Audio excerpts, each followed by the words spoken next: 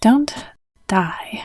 This advice suggests you've decided to forfeit the promise of a good time and wacky adventures to experience something either dredged up from the deepest pits of despair at FromSoft or a survival game. It seems this time you've chosen survival. A story where after the end of another disappointing Leaf season, a province-wide riot broke out in Ontario and escalated into a civil war between the Leafs and the Canadiens.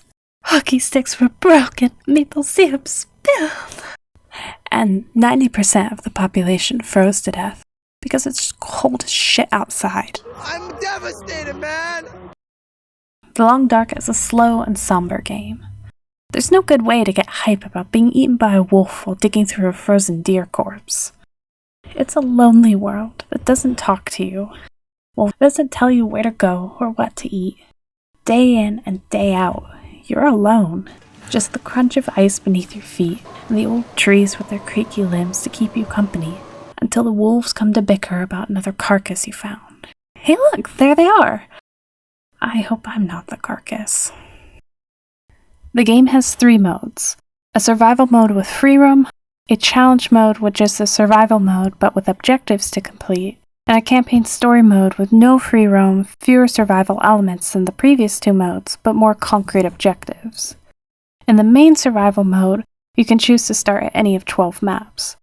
Each locale is small, but after living there for a while you'll find yourself becoming acquainted with each abandoned cabin, every frozen brook, and the roads that wind between them.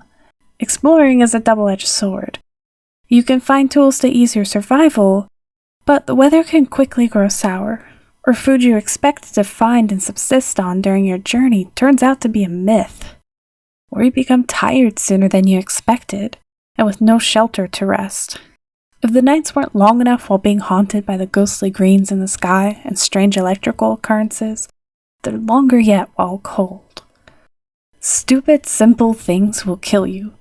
Like a Souls-like, The Long Dark is tempting you to push your luck, overestimate your skills, get impatient and overextend yourself.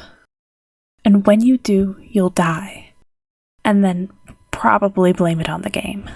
But as you slog through the snow, both wolves and wind taking turns to bite at you, you're much more grateful for the boundaries of the map and its pedestrian considerations. You have 4 important meters: hunger, thirst, warmth, and energy. As they get lower, you get debuffs. Any one of these gets too low for too long, and you might die. Treat illnesses when you're sick, bandage injuries, clean your gun, sharpen your knife, boil your water, repair your own clothes. You're the Fletcher, tailor, gunsmith, and doctor. Sometimes you fail to start a fire. A bit frustrating, but little by little you improve your fire starting skill. The gameplay has a tangibleness that reflects the brutalist lifestyle of outdoorsmanship. You don't just grab a pelt from the abstract inventory of a deer. You have to carve it, which takes time, which in turn affects your meter. Ow, what the fuck? Excuse me while I take care of this. Okay. On a day-by-day basis, you need to manage the resources you need to survive another day, and determine where and when to get which supplies. On top of all of this, you need to be able to manage a limited inventory, so you don't have to crawl back to your base on your hands and knees with 80 pounds of random junk on your back like an overzealous magpie. Everything could have been made slightly more tangible if you had had mini-games like in the game Kingdom Come Deliverance, where you had to accurately perform each specific step of potion crafting. Being able to learn something and improve gives you the confidence to survive another day. You go forward feeling like you're better now than yesterday, and each day might just be a little easier than the last. It feels like you're accomplishing something as you finally learn how to skin a carcass or how to fletch a deadlier arrow. A good place to start with the game and learn the ropes is the story mode Wintermute. The story mode has fewer survival elements and gradually teaches them to the player level by level. There is possibly a little too much exposition dump from the first NPC you meet. It seems like it would have been better to introduce this information in a slightly less exposition-y way. The story mode tended to dump things on the player like that. Like Grey Mother, for instance. Bane of RPG players. The ultimate fetch quest giver. Asking you to stock her pantry with a few weeks' worth of food after you probably already bumbled around town eating every can of beans you could get your hands on. Could only hunt slowly respawning rabbits with rocks, and weren't allowed to hunt the regional deer because you hadn't learned the skill that deer are mortal. Pretty brutal for the first chapter of a survival story mode. And it wouldn't even be the last major fetch quest. But I kept the good stuff, kept on tracking. Enjoy your moldy rabbit, bitch! I met other people also making questionable life choices, like slamming condensed milk. A quest they gave led me to investigate the strange phenomenon causing electronics to go haywire and telephone poles to spark. Maybe something like the real-life Carrington event in 1859, probably being used as a metaphor for climate change. I'm pretty sure this story is about Liam Neeson crashing a plane in Canada, where he then has to fight hordes of wolves. How, you may ask? Are the wolves somehow both hungry enough to have become manhunters, while having enough food supply to be this populous? That, my dear friend, is a good question. I guess Hold on, I have to take this. Hello?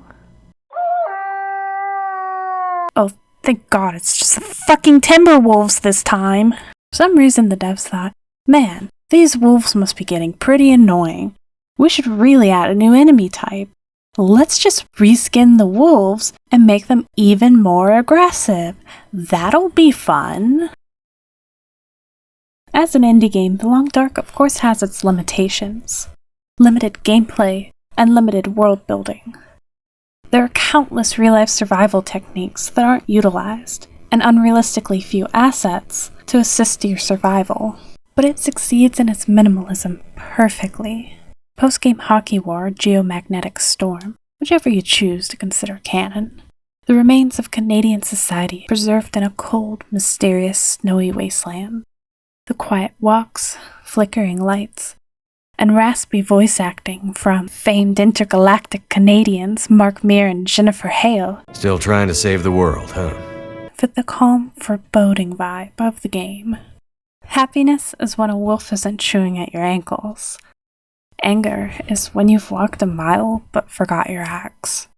Fear is when you're cold without the means to build a fire. This game is through and through mood. Survival games always make me want to heat up a can of pork and beans over a campfire in the yard. For some reason, from my place of comfort, I want to simulate discomfort and admiration for how appetizing something so simple can taste when you savor it. I don't always relish the strawberries I eat in winter, or that a glass of water didn't cause me to shit myself to death. But then you read a survival book, or play a post-apocalyptic game, or learn about other humans born in a more volatile environment, and you realize that you, by chance, born in your country, in this era, or this timeline, take these things for granted every day. That, to me, is what's fun about survival games. If you like slow, deliberate pacing, and appreciate the mood of a dark and snowy wasteland, then you should bribe a few referees and make your apocalyptic LARP dreams come true.